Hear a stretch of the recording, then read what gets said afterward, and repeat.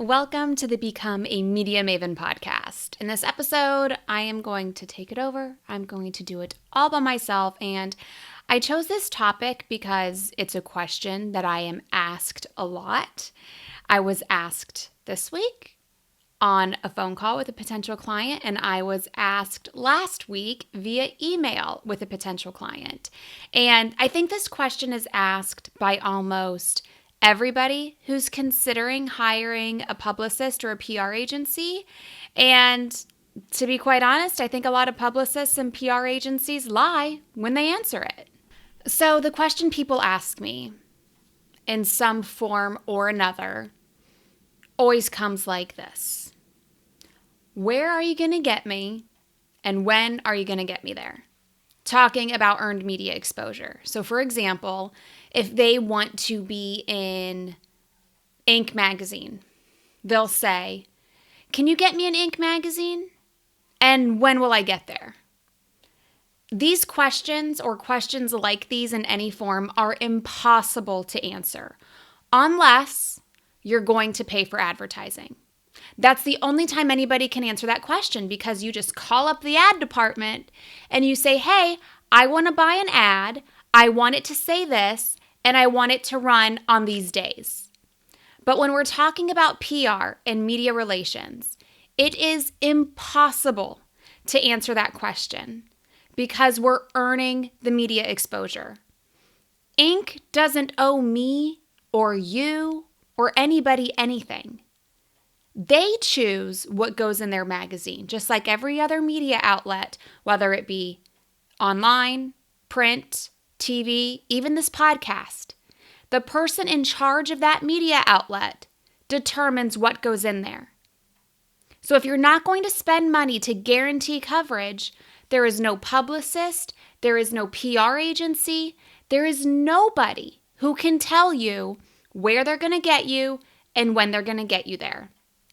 Now, I know this is a question that a lot of people want answers to before they actually spend money on a publicist or a PR agency. So how do you answer that question? Well, I just straight up tell them it's an impossible question to answer. And if anybody does answer it, they're lying to you. It's like guaranteeing coverage on this podcast. Say you want to get on this podcast. Say you have a client who wants to be on this podcast and they say, well, can you get me on Become a Media Maven? And if so, when is that going to happen? I'm the one who determines who gets on the podcast and when that episode airs. Nobody else does. And it's the same for every other media outlet. So the way I handle that question is I straight up tell you that can't be answered because we're not fortune tellers. But what we can do is visit with you and talk about your goals. Where do you want to be? Why do you want to be there? Like, is this truly a goal to maybe end up with sales for you, or is this a goal for you to build your brand awareness and credibility? There's different media for different things. So we would really flesh out your goals to see what's realistic. We go into a campaign thinking this is where they want to be. Here are some newsworthy pitches. We can see this happening, and we start pitching. But then we still can't determine what's going to happen. We can have a pretty good idea, and based on our experience working in the media, we will be able to tell if that idea is a good one or a bad one. But you really can't tell for sure until you start pitching and getting that feedback from those journalists and members of the media. That is why PR campaigns are not a month-to-month thing. They are at least 6 months. It's very rare to find any publicist or PR agency that will take you on for less than 6 months for this reason. When we pitch with the news cycle.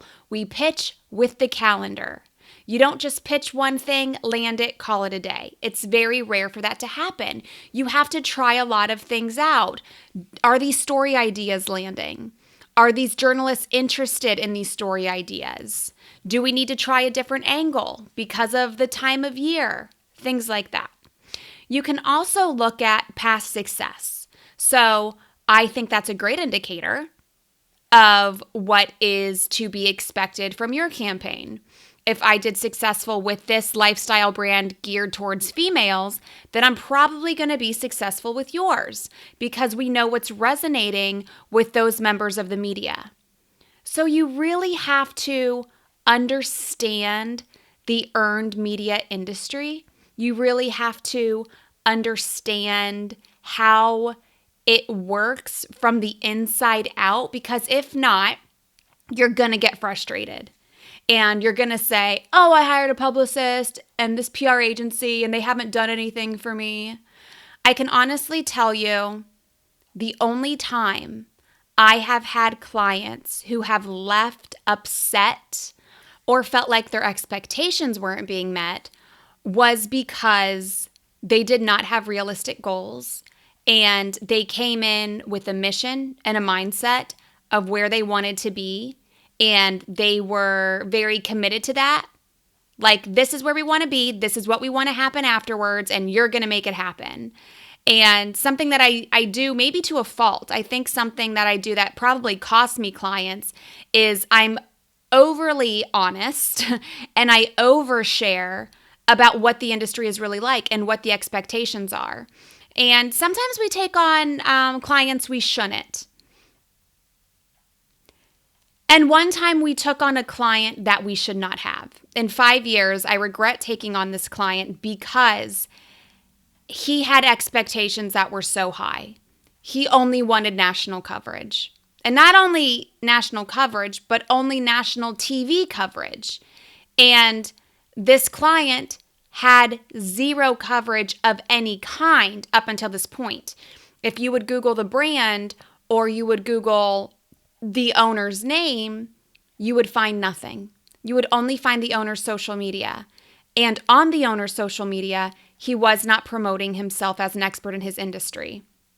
He was promoting a lot of his activity and feelings about sports. He was promoting a lot of his opinions, actually, about the media in general. You know, I hate the media, but his opinions about the media, and it was negative. So our quick sprint to try to get him national coverage without any kind of foundation was not successful. We did go into it letting him know this is going to be extremely difficult for these reasons, but as long as you know that and you accept that, we will give it a whirl.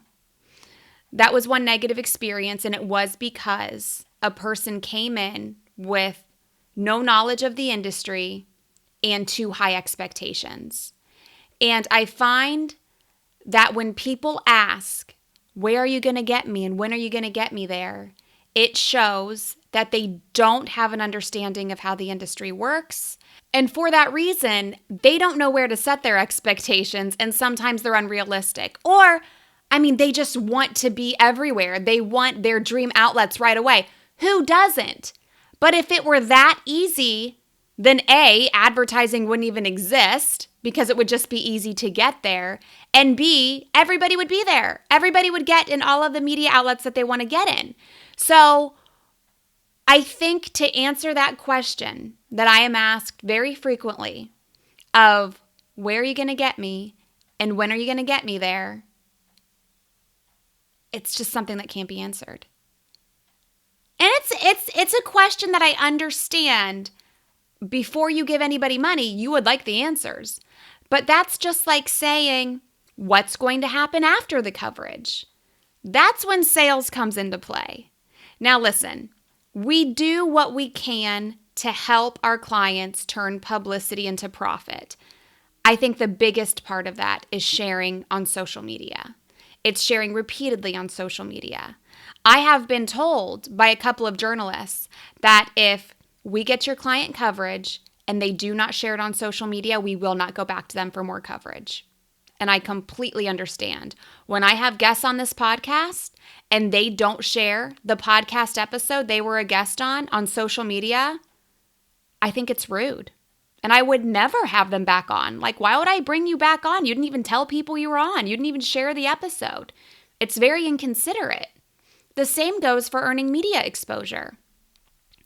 So instead of asking that question that everybody would like the answer to, just like you would like to know what happens afterwards. Here, let me go off on a tangent. Tell you a story about another client. I had a client, again, one of the 3 that was a bit problematic in my 5 years, which I think having 3 clients that were problematic in 5 years is pretty good. Almost 6 years now. I think it's pretty good. One of them was actually getting good media coverage. It wasn't the coverage they wanted because, again, they wanted top tier with no foundation. Any publicist or PR agency would have been happy with the results. And this was something, again, no foundation, 3 months in. A red flag was that right before their monthly retainer was due, they would send an email with a problem. 1 month, that problem was that one of the publicists on the team sent them an email that had a typo in it. No joke. They wanted to hop on the phone, have a call, make it a discussion that an email was sent out to them with a typo in it. And this was a consistent thing that happened once a month for the period of 4 months, only 4 months, before their monthly retainer was due. And they were very concerned with sales, not so much publicity, brand awareness, and credibility. And again, something that I make very clear when I'm talking about the where are you going to get us and when are you going to get us there is that we are not your sales team. We do not sell your service or your product. We make people aware of it. We make people know it exists by getting it in front of a whole bunch of people without spending money on ads. What they decide to do with that information is out of our control. So you need to make sure your website looks good, it's set up to convert, your email is ready, your phone is ready. However you're selling your product or your service, you need to be ready for sales because we lead the horse to water. We don't make them drink it. And this particular client was very interested in sales. And if we got them coverage somewhere and they didn't see a big spike in sales the next day, they wanted to hop on a call and talk about it. That's not the way PR works. Does it work like that sometimes? Hell yeah, it does. We got Little Words Project, our client that has the one-word bracelet on the Today Show. And the next couple of days when they were on Today Show, sales were through the roof. But sales are still going to come in from that episode for years to come because that's online. That's on the Today Show website. You can find all of that media coverage, not just on Today, but in a variety of places when you search for bracelets with words on them. So that coverage is long lasting. Rarely do you see a big spike. And this particular client wanted big spikes in sales after they would earn media exposure. It was clear to me, regardless of how many times the industry was explained, that they didn't understand how it worked. PR agencies and publicists do not make you famous. That is not what we do. If you want to be famous, I don't know who the hell you need to hire. Maybe a company that specializes in, I don't even know what, making you go viral. But even then, what happens 15 minutes later? PR agencies and publicists are there to build your brand awareness, build your credibility.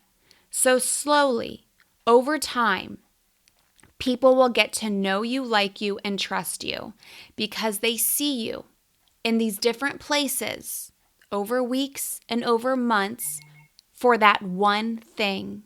I remember having a conversation with somebody in PR. He also owns an agency a few years ago. And he said, I will never work with a company who has never worked with a PR agency before. And that is why. Because most of the time, when you take on a client who has never worked with PR before, you're going to have these hurdles. You're going to have a lot of education sessions with them where you explain how it works. And they don't want it to work that way. Hey, listen, half the time I don't want it to work the way that it works, but it is what it is. That's how it works. And some people don't want to listen after you educate them. So it's really just best to work with people who have been there, done that, and they get it. Now, some people can work with PR for the first time and listen to you. Understand that you are an expert in your industry and this is what you do. So to just trust you. And that's hard to do. I mean, I know it's hard to trust a lot of service providers. I've hired quite a few recently, and I've been screwed because they're not good at what they do. They take my money and run, or they clearly do a half-assed job. I get it. It's hard to trust people. That's why you have to do your due diligence. What is their specific experience? What are some successes that they have had for clients in the past? Either clients like you or clients who have the same audience as you. What is their presence online? I think that's a big one, especially if we're talking about earning media. Is that PR agency earning media? Are the people who own that PR agency earning media? I always think it's a red flag when a person sells something and they don't practice what they preach. Like if you were really good at it, you should be implementing it for yourself. So instead of asking that question that nobody can really answer truthfully, look at those other things. Because again, when people ask that, they just want a guarantee. And yes, that would be lovely, but there is no such thing as guarantees in anything. The only thing we guarantee is our work ethic. You're going to get those updates from our team every Friday. We can show you what we've really done for people like you in the past. But we're not fortune tellers. We can't tell you where you're going to be and when you're going to be there and what's going to happen afterwards. No PR agency or publicist can. So, rephrase the question.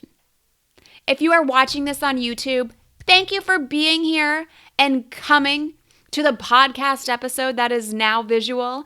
If you are listening to this on the Become a Media Maven podcast with just audio only, thank you so much for listening. I appreciate you spending time with me when you could be spending time doing pretty much anything else. If you haven't already, please tap that subscribe button either on YouTube or on the podcast. Leave me a comment on YouTube, leave me a rating or a review. Let me know what you thought about this episode, and I will see you again very soon here on Become a Media Maven.